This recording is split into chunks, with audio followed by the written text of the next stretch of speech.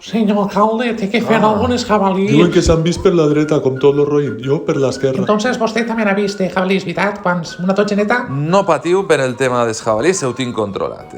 Confieu en mi, vaig solucionar la pandèmia, estic solucionant el tema del gas en les taulelleres, estic solucionant també el tema del Villarreal, després de lo d'Emery, Setién ja comença a guanyar i ara tenim jabalís. Bueno, seguiu-me que anem a buscar-los. Anem a fer una batuda per aquesta zona, que jo sóc un expert caçador, i és veritat que al principi se va prestar un poc a cachondeo perquè les imatges al final veiem que pareixen cerdets i, clar, cerdets, més d'un pensava que eren un grupet de burrianeros que, com ells diuen, venen així al polígono, és el seu polígono, Vila-real, treballen molts a la porcelanosa i que estaven trotant alegrement, però fent molt de soroll.